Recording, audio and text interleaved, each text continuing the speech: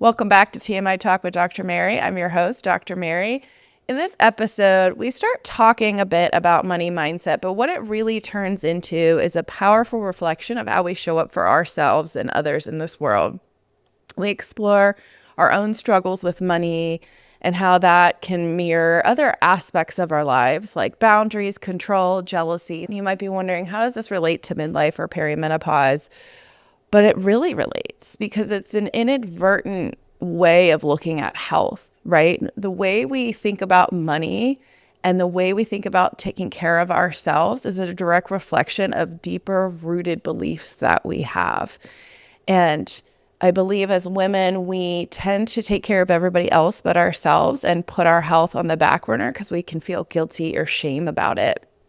And I've seen this where people are saying, oh, I can't, I have to focus on my business, or feeling guilty that they're paying for their own health and taking care of their bodies. But the reality is this is where true wealth is. And if you have resources and you have the money, but you have a limited money mindset, that can really impair us from getting a lot of different resources that we need during midlife or during the transition of perimenopause. And so I thought it was important to bring on Mary D to talk about this because I believe she has a really good outlook on understanding money mindset, but also it bleeds into different aspects of our lives. So understanding our control with money often mirrors other parts of our lives. So boundaries, control, jealousy, grief, how all of these are triggering moments, often mirroring the different things that we have to work with in ourselves. We also discuss grief, how when the world can feel heavy and chaotic, how we can feel grounded in this time. I think this is super important because this addresses nervous system regulation. And so I just really enjoyed this episode because it challenges us to look inward and understand ourselves in a different way that isn't traditional health. We think of health as protocols and all this westernized culture of what health is, when true health is intuitively understanding your body and understanding how to use the resources to get you feeling your best during this time or supported during this time. Mary D is a dog mom, a chocoholic, a best-selling author of Asian Women Who Boss Up. She's the host of the podcast Mad Love Your Life show and a trusted business advisor and conscious closure coach who helps businesses and individuals transitioning through breakups and major life events like cancer, divorce, and breakups and layoffs. Mary is a 7-year breast cancer survivor who has healed holistically after a double mastectomy. She's an advocate for fresh starts and open hearts. So in this episode, you're going to learn how money is an energetic relationship, not just a number in your bank account, how scarcity mindset keeps you stuck and how to shift it without using toxic positivity, how to define wealth on your own terms versus chasing somebody else's version of success, the surprising connection of nervous system regulation, trauma, and money flow, why grief, jealousy, and even frustrating people can be mirrors for our inner growth, how to show up as a healing force in our community during tough times, even when the world feels chaotic. Real talk on entrepreneurship and hustle culture and what it means to live fully in alignment and not just give in to hustle culture. The power of gratitude, connection, and presence as tool for financial and emotional healing. So without further ado, we'll jump into the episode. Welcome back to TMI Talk with Dr. Mary, where we dive into non-traditional forms of health that were once labeled as taboo or dismissed as woo. I'm your host, Dr. Mary Grimberg. I'm an orthopedic and pelvic floor physical therapist who helps people navigate perimenopause by addressing the fascia, lymphatic system, musculoskeletal system, viscera, and the nervous system. My whole body approach goes beyond hormone replacement therapy, showing how movement and rehab professionals can play a much bigger role in this process. And now we'll start our next episode. Welcome to the podcast, Mary D. I'm so excited to have you on. Thank you for having me on. I'm super excited to be here today. I'm excited to chat money mindset with you because I feel there's a lot that you can bring to the table in helping people understand money mindset. And I believe that this affects our health as well. Absolutely. Yeah. Yeah. I mean, there are so many energetic things that affect our health and wellness that not enough people talk about. And I think that money is just one more spot and one more place where people feel it and where it shows up, and also where they're not always aware that it's an area that can also be healed. Well, it's something that I had no idea until I started learning energetics. And one of my favorite books was by Ken Honda. It's Happy Money. And just thinking about it in a different way was really a game changer for me. And it gave me permission to invest in my health and in my business in different ways, and realizing how much that was a major block and stressor for me. So, Yeah, for sure, for sure. Money has a way of creating a sense of either security or also a trigger for a lot of people. And it's so interesting because even as we say the words, I guarantee you there are people that are listening right now that are feeling like a little their body is constricting a little bit when we're saying, "Oh, let's talk about money. Let's talk about money blocks. Let's talk about money openings. Let's talk about money attraction." Like there's a lot of feelings that are happening in people's bodies right now, and some of them are really positive. I would say even some of them are neutral. Some people have a very neutral relationship with money, and then others are going to feel sort of this energetic, like, "Oh, I'm feeling a little, PTSD from what it is or isn't in my bank account right now."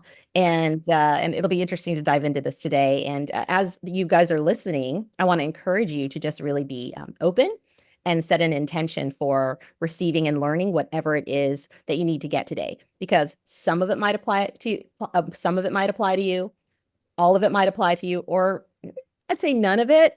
Although I doubt that. I think you're going to find some little gem that's going to really help you upgrade and download what you need to raise your money vibration today. I love that. And I've seen a common theme in healthcare and rehab and fitness professionals. We tend to be more tight with money.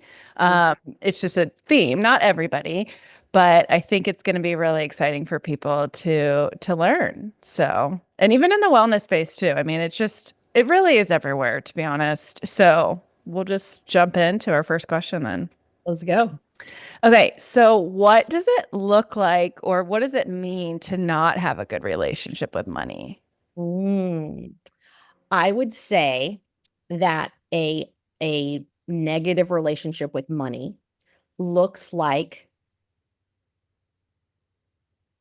it's going to look different to everyone. And I say it like this because think about your personal relationships with people, right? There's a dynamic that typically exists. There's a dynamic we most of us have with our caregivers that we grew up with. There's a dynamic we might have with our spouse or partner. There's a dynamic we might have with our children, our siblings. These are different relationships. And so money is also a relationship.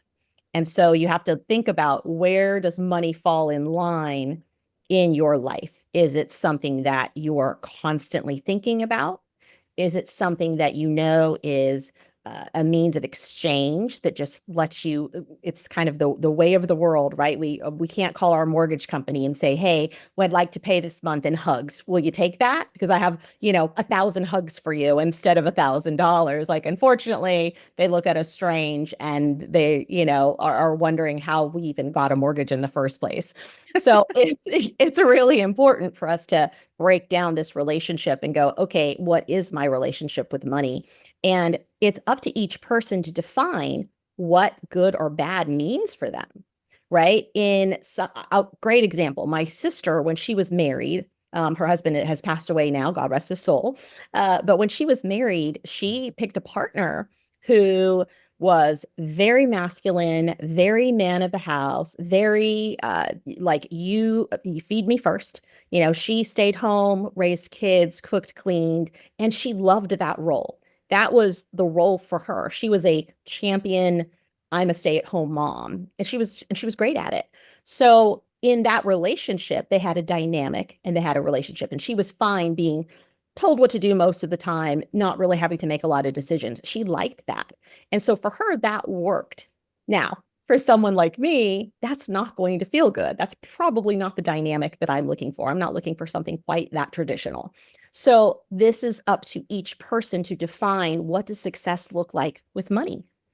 And as we start to get aligned with that, we find that we can tap into more joy and also more prosperity and abundance because we are operating in our aligned values and our level of alignment around what definition of success looks like, what definition of having money or not having money or having abundance or not having it looks like. And that is the part that's really the most important here, because the thing that will show you how much this is true is because you can go into very poor countries. Those are something that we would, as Americans would consider poor, third world countries, and you will watch people, and they will be so full of life and joy and happiness, and yet they have very little materialistically speaking. But they might have a big family, and they might have healthy children, and they might have delicious food on the table, and that's what they do is they share a meal and laugh about the hardships of the day or whatever it is. And I think that part is really, really important to sit with, because too often we are given or we inherit from the media or movies or other people or marketing messages that say that wealth and money are these things, right? These are the levels of success around them. And I think that that is a slippery slope because we are allowing someone else to dictate what that actually means. And over the years, you've also seen things like minimalist movements rise because it's sort of the less is more. Like, what if you didn't have 5,000 trinkets in your house? What if you had sort of the basics? Like, would that feel good? What do we actually need at the end of the day? So that is the part that I would say is there's not one answer for this question. It's a very personal question for each person to sit with and say, what does success with money actually look like for me?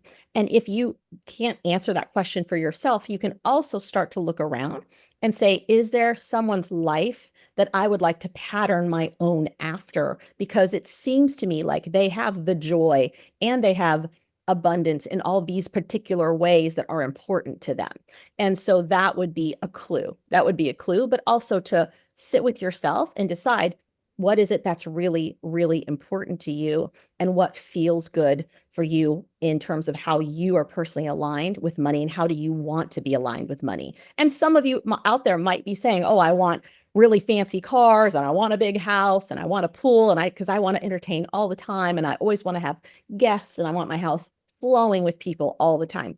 Fantastic. No one is going to poo-poo that dream, but get clear about what you want and why you want it. And that's a really, really important place to start, because oftentimes when we start to ask ourselves, why do we want the thing or why do we need the thing? We can then get real with ourselves around what's the driver for that. And oftentimes when it comes to money in particular, most people are, oh, it's because I want to keep up with the Joneses. It's because I want people to like me. It's because I want this, that, or the other. And oftentimes it might be some more superficial things that you may realize as you dig through that question are maybe deep-seated insecurities. And so it's healing whatever money wound might show up in your life is often going in and healing those insecurity wounds, or identifying that it's an insecurity wound. And that's actually what we're going to go heal first. And we're going to work on, and then we'll also watch the flow of money open up in our lives. I love that, because I think then what we're actually saying is, what does wealth look like, right? Not money. And so much of it is, at least in the US, we're just so focused on money is like the end goal. But the amount of times I've seen people work, so many hours at the expense of their marriage, their children's soccer games, and not spending time with friends, and just really and not having time for their health, and then their only bucket that they have is money. So then you might have all these other forms of wealth that they don't have. So to me, that's not wealth either. And what you're saying is, in third world countries, I mean, I remember when I went to Costa Rica when I was a PT student, these kids didn't have running water, and they didn't have AC. Mhm. But they had a soccer ball, and it was so incredible to me to see these children so happy, and I've never forgotten that. They had a soccer ball, and they had their friends, and they had their family. And I think so much in Western society, we focus on the financial aspect, but you're seeing a shift. You're seeing a shift. You're seeing people leave corporate. You're seeing people start their own businesses. You're seeing people become, live in tiny homes because they're realizing their freedom and their time and their health is not worth the expense of working 100 hours a week for corporate and draining your soul, your health, and all those things. Not saying everybody that works for corporate is doing that, but those are, tendencies that tend to happen. You can have a corporate entity that's mission driven and things like that. But if it's something that maybe somebody isn't aligned with personally, you know, how that they might be making all the money in the world, but if at home they're having trouble sleeping at night because it doesn't align with them, maybe it has nothing to do with the corporation and more an alignment as well.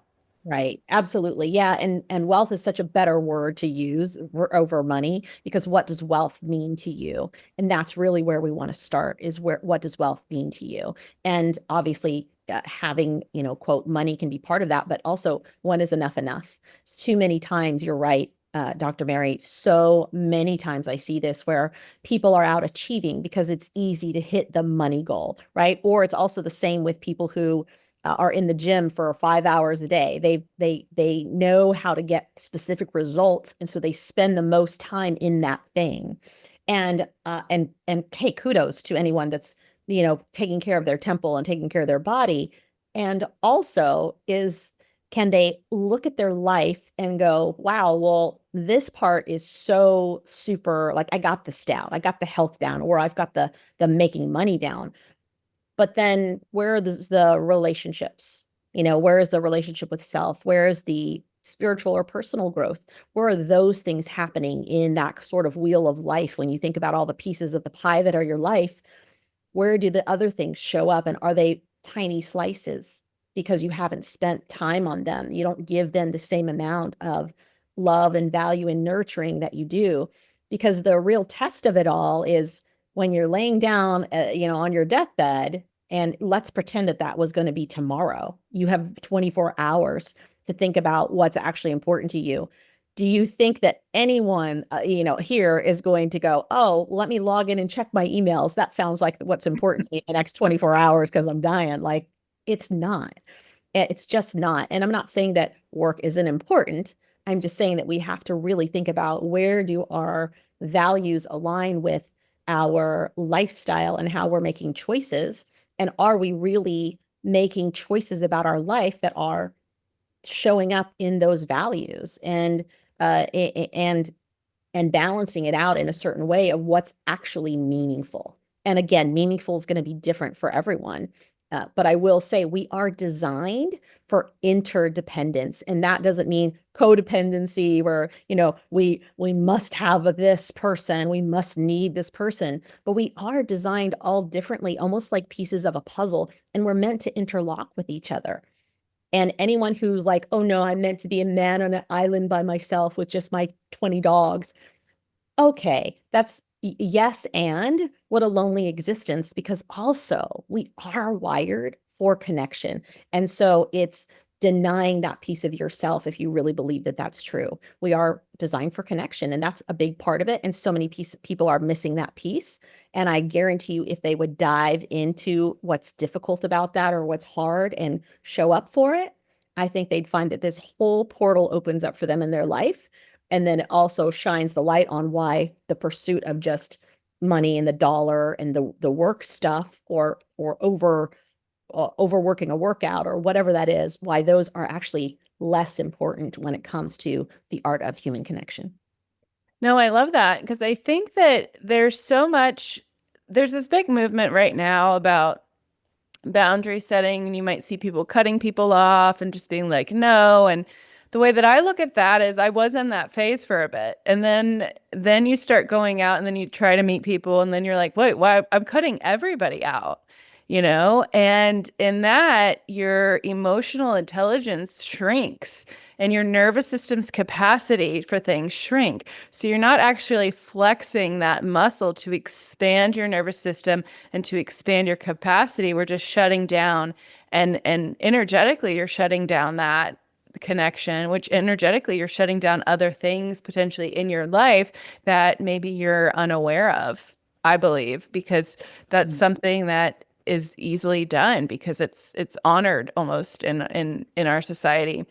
But then also at the same time, connection, community, meaningful connections, not connecting just to connect, but more of, do these people align with you? You know, you and I met through a spiritual capitalism mastermind, and that's why we get along so well, because we're heart centered, but also understand how to run a business and want to generate wealth and want different outcomes than the generic route of entrepreneurship.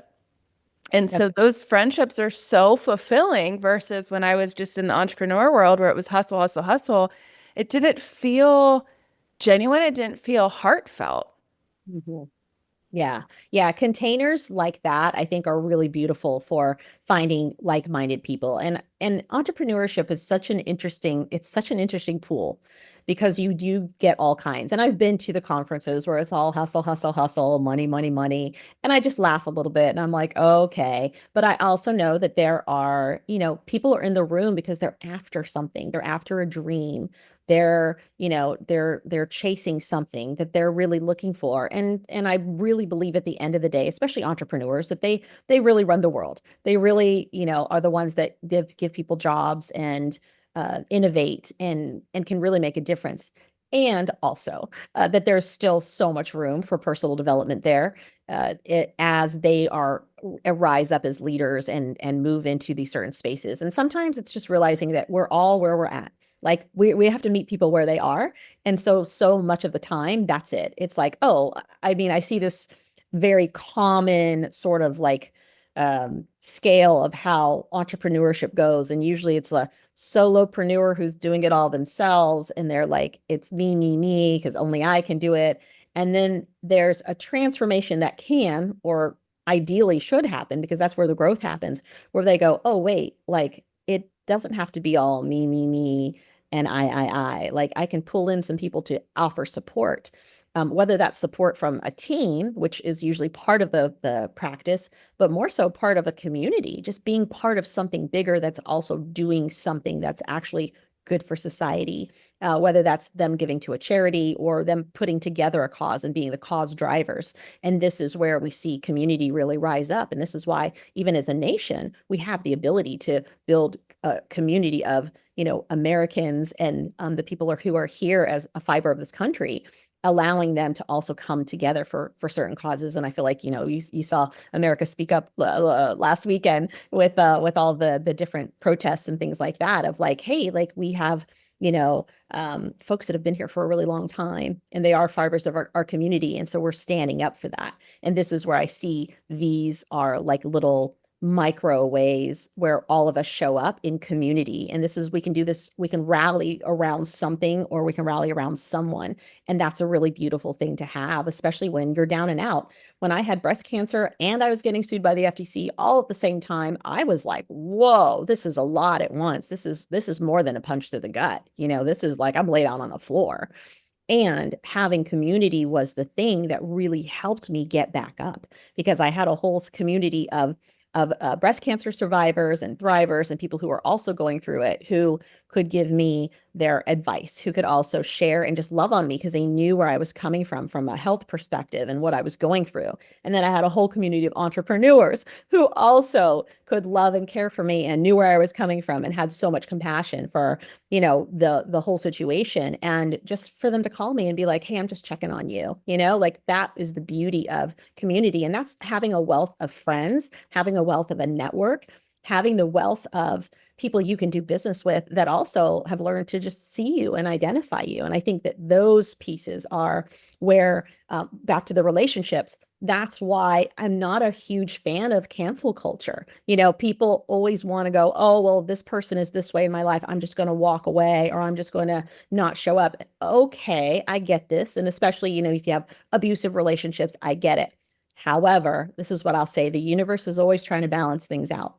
And so what happens is when you push that away, when you push whoever that is away, right? Think of, I don't know, um, Joe in the office who you just find super duper annoying and you're just like, I need to sit the furthest away from Joe. I'm gonna, not go by his desk anytime. That's fine. You excommunicate Joe from your life. Guess what's going to happen? You're going to be, I don't know, at the gym, and somebody just like Joe is going to show up in your life, and they're going to trigger and activate you in all of the same ways that Joe used to. So even though Joe is no longer in your life, there is still this energy of this person that's going to show up, and they're going to be ever present to you. And you're going to be like, crap, I just tried to get away from this. So you can continue to run from it, but it's going to continue to find you. And that's why the most important part of this is to go, okay, where is this happening inside of me?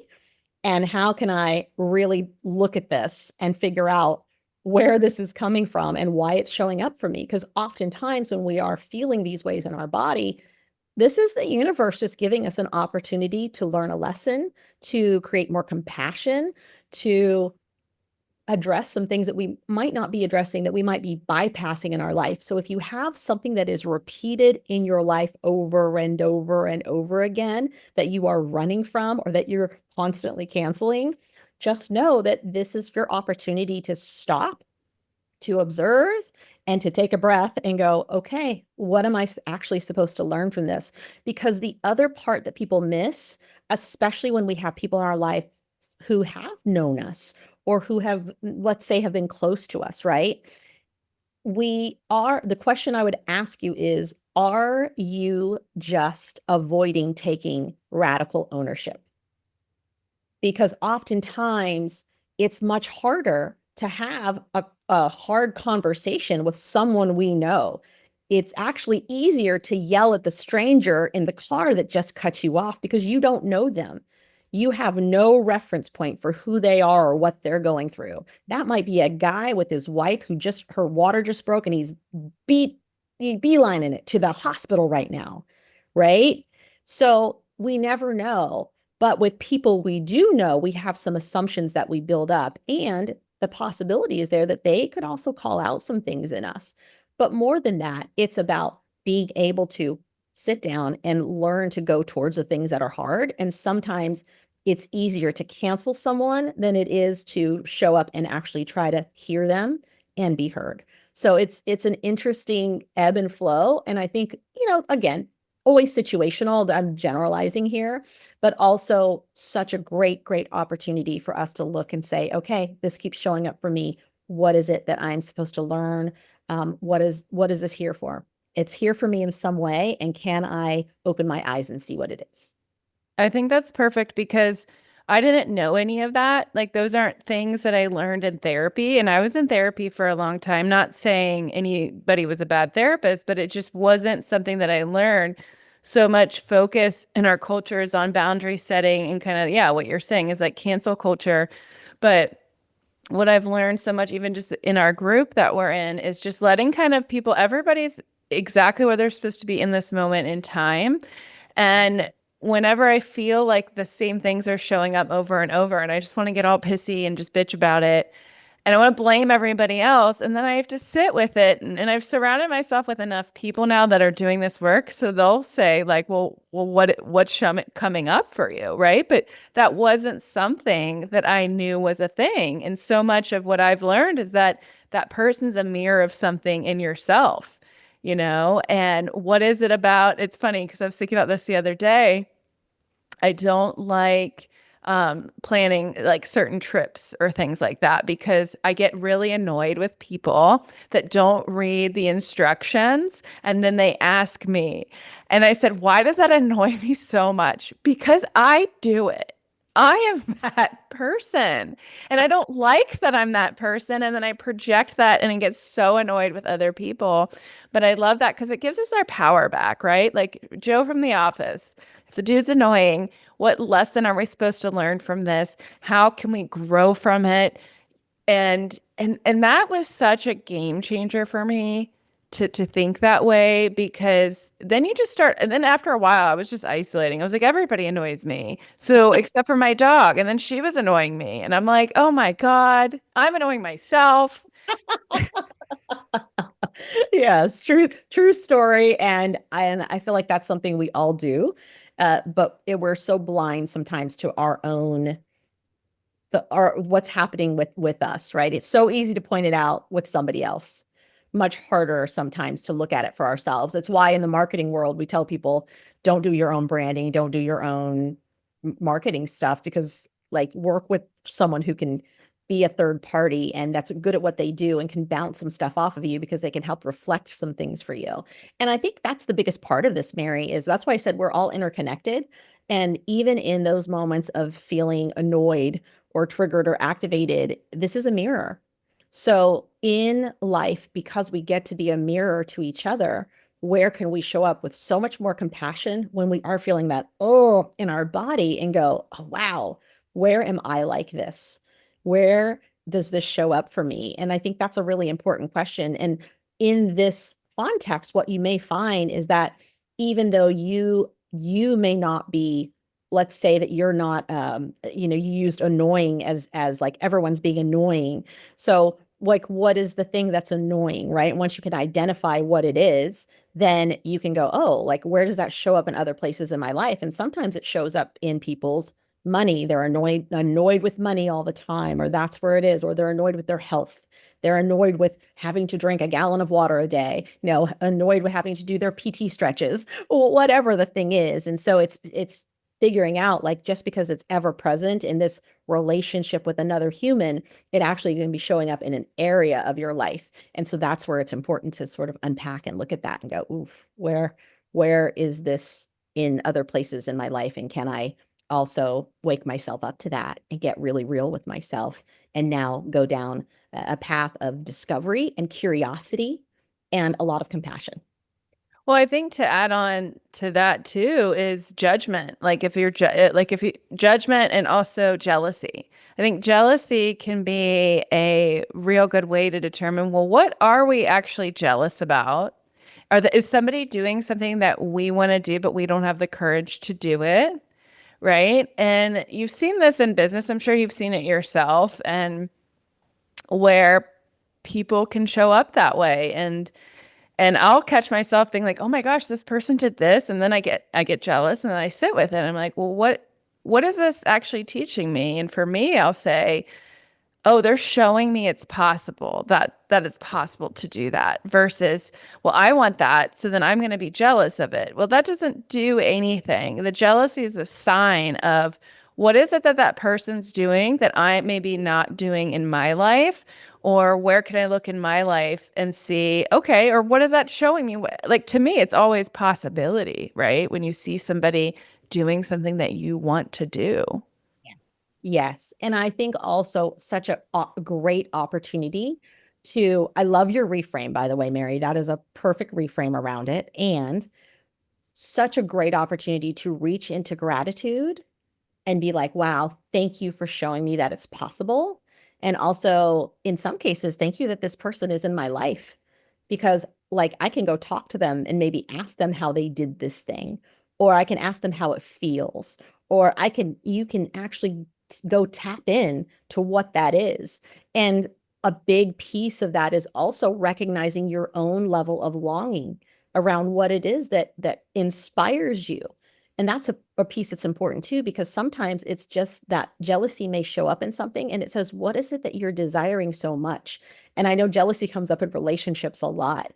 So oftentimes the guy will be like, oh my gosh, my girlfriend, she's all jealous. She's jealous of everything and everyone. It's like, because she desires connection from you, and she desires for her to feel like she is your priority.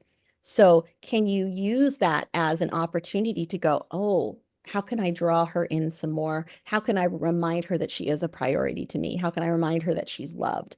And that's such a good learning moment for all of us to also tap into, of like, where is this longing coming from? And when we recognize that someone else might have some longing showing up for us, what is it? And is it something that we can also, again, in that interconnectedness, can we see them and go, ooh, like, do I have it in my power to also create a bigger bridge to this connection by giving them whatever that is that they're longing for. I used to have this old I think it was an old bracelet, and it was one that I don't even remember where I got it. And I just remember going to this orphanage, and this little girl was just like, she was really about the bracelet, and like it was nothing to take it off and like hand it to her and be like, this is a gift for you, right? And so in her mind, it's like, oh, this Westerner has all this money and she's got this bracelet that's like, ooh, it's something that I really desire and want. I don't know if I'll ever achieve it. And in that moment, it was like, you know what, it's mine to give. And I don't have an attachment to this. And can I just also offer that up in this moment of inspiration, in this moment to be the human that can show up for her and let her know it's possible. And sometimes it's giving someone a hand up, sometimes it's a handout. Just depends on the context. So I think that those are, again, those beautiful waves of interdependence that can show up for us, and we get a choice whether to act or not. Well, I think I love that because that's just an example of how we can elevate our consciousness. So many people are like, "Man, it feels like the world's falling apart. How can I be happy? All of this is going on." And the way that I say it is just remind people that there's joy and love in this world still, because there still is. And yeah, people might be fighting politically, but deep down, I mean, it's there's just so much there, and you can be that spark, and people will remember that for a long time, and it's a ripple effect. It could be something little like giving a bracelet that doesn't necessarily mean much to you, but then now she feels that, and then she um, shows up for somebody else that way. And then that person says, "Oh my gosh." And so we get to choose, who do we want to be? Do we want to be adding to the chaos and fear and scarcity in the world? Or do we want to be adding to the hope, the love, and the abundance? And yes, there are days where it's hard to do that. It can be. But I think we need to be asking ourselves deeper questions on what what do we want, and then we can start aligning more of our lives with that. And when you give somebody something, even if it's just a smile, how are you doing, and genuinely listening, it is such a game changer because people in our society aren't used to anyone. They're not used to many people taking the time to listen. And that just gives a little bit of spark of hope. And then you add up all those over time, and yeah, you're making the impact. That's right. That's right. But I think too, I think money, it's not separate from any of this, right? So much of it, I think we think of, oh, my bank account, my 401k is here and my life is over here. But money is energy. And the thing that I've seen, and if people have probably seen this online, is manifesting money and things like that. I feel like it can be hard for people to understand what that actually means when they're financially struggling with money right now. Maybe they're having trouble paying rent, right? Or maybe they're not knowing, shit, am I going to be able to pay my employees this month? And there's a lot of that going on right now with how tight budgets are, the stock market changing, investment slowing down, things like that. What advice would you give to people that want to work on this, but financially things are tight? Great question. So I have a philosophy, and it's one that's always worked for me. And it's that I will not make decisions out of scarcity because I don't want to be in the mindset or the being of scarcity, right? I always want to be in abundance. And so if I'm always in abundance, then I'm never making decisions out of scarcity, which means that just because the bank account isn't reflecting a certain number doesn't mean that that is the truth of the whole situation. I'll give you a great example. If you work a job and you get a check for $1,000 every Friday, and it's been coming in consistently every Friday, you go to work, you clock in, you clock out, $1,000 shows up every Friday. Then you have a vision and you have a safety in your being of like, oh, that $1,000 is going to show up every Friday. You already know that this is true. The same thing can be applied to your knowing and your alignment around money and finances. Can we make decisions from a place of power and from a place of knowing instead of this place of scarcity and lack? Because the more scarcity and lack we put out, the more we're just going to draw that in. What we think about, we bring about, and we're just attracting more of the thing, which is more scarcity, more fear. And that's why these things feed on each other. and why it's so important for us all to stop and take a look at that situation. We are amazing problem solvers. This is the thing about being human that I love the most. We have an incredible capacity to solve problems. And if we can't solve them, we have other people we're surrounded with that can probably help us with that. And then let's talk about AI, because AI is just one more tool we can pull in that can help us in these situations. And so there's a few steps that I would have someone take in this particular situation to answer this question. And the first one would be, what are your most aligned values around money? It's figuring out what that is. What does wealth actually look for you as a definition? And when we're actually going into the bank account right now and the money as it exists, as you currently are seeing it, right? Because your view when you're in fear and scarcity is very limited because it's on the lack. It's on the part that is little. Because it feels so big and it feels so massive as things are coming in. But there is always a solution for every problem. And in this case, what a great opportunity to tap some people in your community, build those relationships and raise your hand and say, I need help here. Can someone bring me the actual problem solving tools that I need that I can't see past right now? The second one would be using something like AI to plug in all of your stuff. And I'm talking, this is the nitty gritty of like, this is the logical part of a financial situation. It's being able to plug things in and see where you might be leaking some money, to see where you have opportunities to make more money, to see where you have these portals of abundance that you're probably surrounded with that you're just not seeing. So that's sort of the like pull your bootstraps up and go in and logically solve the problem. But on the energetic side of things, the question that I would ask someone is, when you are looking at your life, when you are looking at what's showing up, you know, what part of this money story that you have, is there any part of it that you keep hidden? Is there any part that's on repeat? Is there any part that you're afraid to share? Because I guarantee you that's where the blockage exists. It always exists in the thing that we're not willing to look at or the thing that we keep pushing away. And sometimes the things we're pushing away are, let's say you have a job. It could be going to your boss and saying, hey, I've worked for you for 5 years and I've never gotten a raise. And life's expensive. And I feel like I'm really valuable here. And this is what this could look like. This might be the universe's opportunity, giving you an opportunity to use your voice, to speak up, and to go advocate for you getting what you know you like, want, and deserve. So it's all a lesson for us, Mary. And sometimes it's sitting with the discomfort to give you the spark of an idea, to give you an opportunity to go, wow, this is feeling stressful.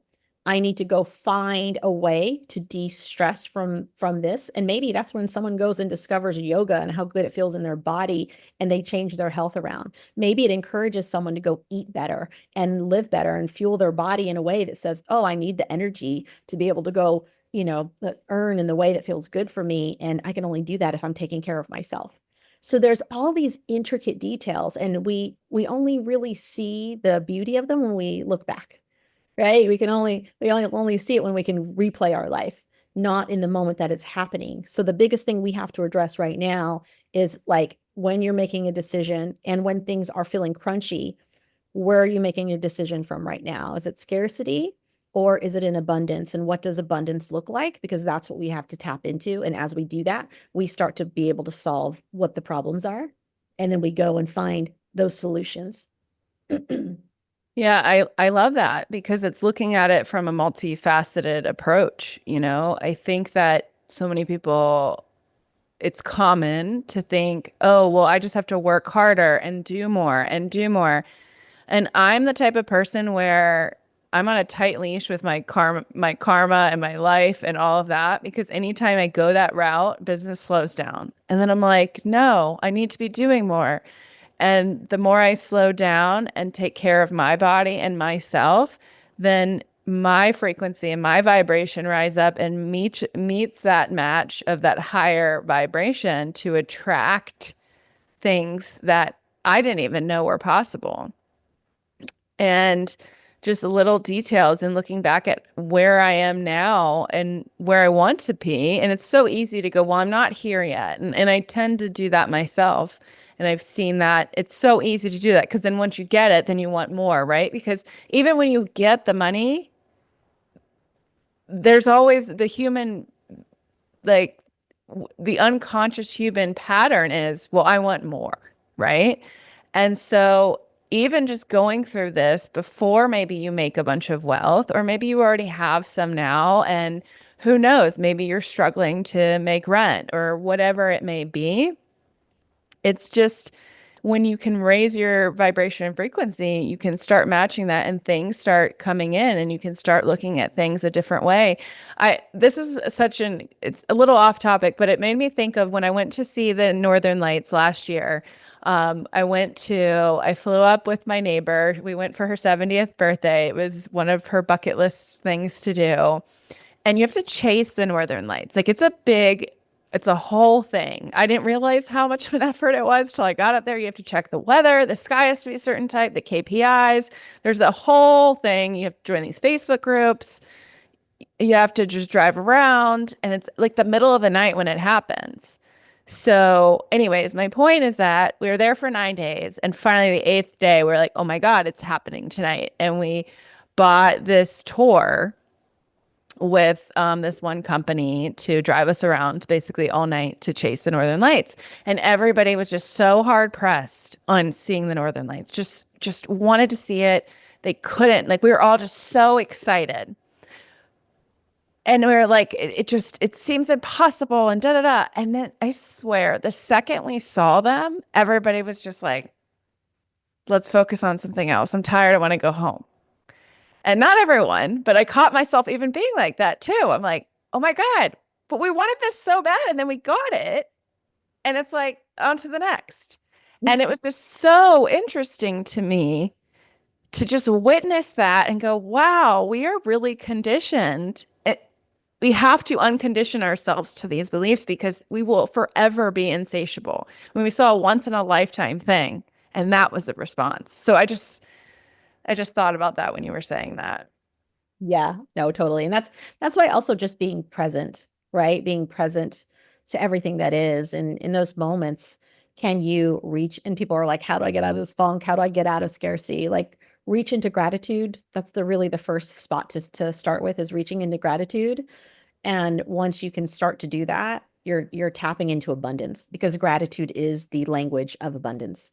And when you start doing that, then you go, okay, all right, nervous system, you're next. And now we start taking those breaths and we start breathing in. And then we get really present. And that's so much part of it, right? It's being able to enjoy like the wonder of the northern lights that are before you, right? That when you captured the moment and like, wow, like how does this come together? Like this is a magic moment right here. And can I savor all of this? This year has been such a good test ground for me because I've done a lot less like story posting and I've done a lot more just being really present to whatever I'm doing. And once in a while I'll walk away from something and go, "Oh, I didn't even get a picture of that." And I'll go, "I don't even care because I really savored and I enjoyed that moment." And that's what I know, like every cell felt it, every piece of me got to really enjoy it.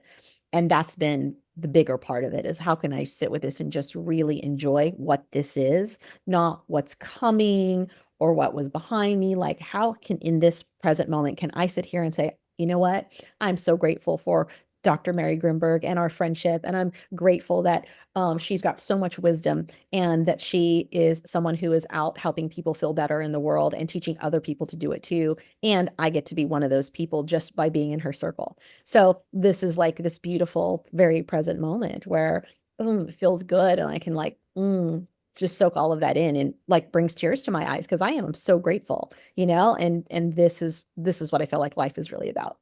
Oh, I love that. And I feel the same about my connection with you. And, I've told you, I think of you as such a mentor and you've taught me so much in just such like a short amount of time. And I love what you were saying though. And I think it's important is that what you basically described is feeling gratitude in your body. Like you can write a gratitude list all day and it just doesn't hit, it doesn't land unless we feel it. We truly feel it in our bodies. And one of the biggest teachers that I have had to feel that is grief, Mm, yeah. right? Like knowing how life can just be in an instant can Yeah. be gone. Every little detail, like I even capture like, dogs, they don't last a lifetime, but I just know that anything can happen at any moment. And hopefully my dog will be with me forever. And just like little details, like I love it when her little fur rubs up against the side of my leg, like, and she like runs to the front door every time I go in the door. And I'm like, oh, I love it. It's annoying sometimes, but I love it because I know I'm going to miss it one day. And when my ex-father-in-law had passed away, he was basically like a father to me.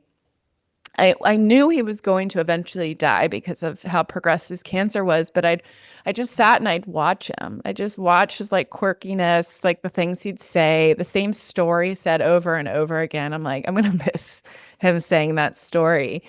And grief is such a teacher for that. And it can be painful, it can be sad, but in that, it's one of my biggest teachers in life. Yeah. Without the grief, the joy on the other side of that is is not as rich. And I think those are the pieces that exist, right? Those polar opposites.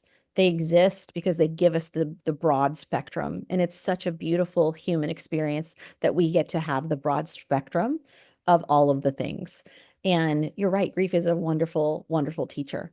And also a invitation to sit with that grief and also know how to use it to be with others when they're going through grief, right? To channel that emotion and to understand what it feels like and know what another person is also going through, and also know that you can encourage them to joy on the other side and possibly help be the bridge that carries them, out of the grief into back into the upswing. And because that's life, it's just literally this up and down. And sometimes the downs are really down and the ups are really up. We never know, but we're all here, walking each other home, as Ram Dass said.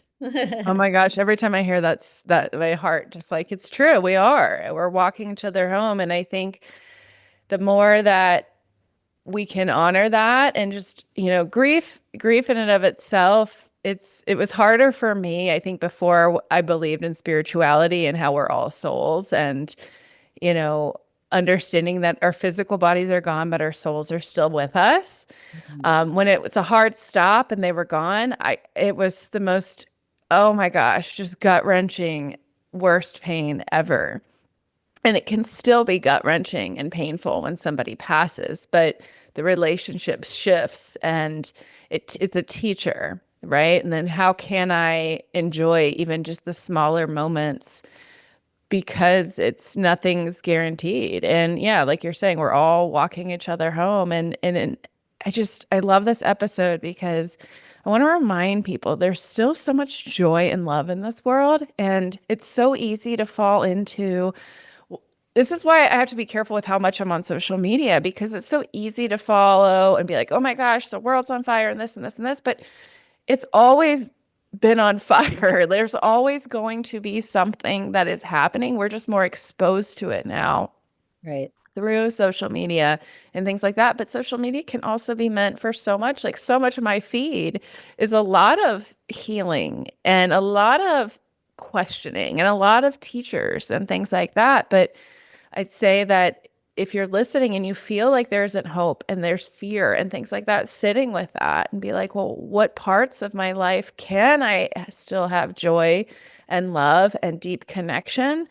And I did a post the other day on different ways that we're unconsciously affecting our health. And one of them was not believing in something higher. And that doesn't necessarily mean religion or anything like that, just universe, God, source, light, whatever energy, you name it, and trusting that the universe has our back. It's a benevolent, loving thing that wants good for us. And when you can feel that, your nervous system can go, Mhm. And how healing is that to know, hey, things are happening the way they're happening, but how can I look at this in a different light and what can I do? And I think that ripple effect of what we were talking about is just showing up, asking ourselves these deeper, harder questions. And the ego comes in and it wants to, be like, I don't want to talk about that. That doesn't feel good. Well, yeah, well, let's lean into that. And when you lean into that, there's this other side of what we're talking about. And if we're constantly in fear and saying, no, no, no, but that takes so much energy too. I mean, that's incredibly draining. Yep, absolutely. Absolutely it is. Yeah, and for anyone that's, feeling overwhelmed by news, that's such a great opportunity to turn that off. That's a great opportunity to give yourself a break from it, a break from all those outer, information that you're getting and outer influences. And the other piece of that is a lot of times people are feeling helpless because they're like, wow, like I see children suffering over here in this part of the world. How can I personally make a difference? We make a difference by just being pillars of our own communities. I mean, and that starts right at home. So it starts with yourself. And once you take care of yourself, your cup is full and you can now be with others. And so that might transform to you hugging your children a little closer, spending a little more time with them, spending time with your loved ones, going out into the community and being with the people who are right here in your own backyard, because those are the ones that you can have some impact on and some help. And this is where it starts. It starts with all of us doing what we can with where we're at. No, that's exactly it, and I think a lot of people don't necessarily like some people resonate with protesting. I'm the person I've never resonated with it. I resonate more with the love and kind connection within the community. And if people want to go out and do that as well, that's one thing, but it's something that I think there's these little subtleties that we can do. And yeah, there are some days where I go, oh my gosh, I'm not doing enough. And I'm like, I'm doing exactly what I'm supposed to be doing right now, and thinking about others while first filling up my cup first, right? Because if you're already depleted right now, we need to focus on yourself because you can't do shit for anybody else. Like, Right. and I tend to be an overfiller for other people and not fill up myself. So I'm in a season of I have to slow down. I'm filling up my cup. My energy is depleted. And I can't teach this if I'm not practicing it myself. And I will tell people, I'm like, I fully admit I am not perfect. I mean, I started this podcast and I want to talk about these things because they've been so helpful to me. Because I chose my profession based on trauma, basically. I became a physical therapist to help other people so they couldn't hurt. But I was like, at the expense of my mindset was at the expense of sacrificing myself. But that's Mhm. not truth, right? Now I get to fill up my cup and then overflow it with to others. So I just love all of your wisdom and everything you've shared today. Absolutely. Thanks for having me on, Mary. Appreciate it. Is there anywhere where people can learn more about you or follow you? Yeah, you guys can head over to my website. It's marydee.com. You can also follow me on pretty much any social media platform. It's at the Mary D. Perfect. Well, thank you so much, Mary. Thank you so much for listening to my podcast. It would be a huge help if you could subscribe and rate the podcast. It helps us reach more people and make a bigger impact. I would also love it if you could join my email list, which is linked in the caption, for podcast updates, upcoming offers, and events. You can also find me on TikTok, YouTube, and Instagram at drmarypt. Thanks again.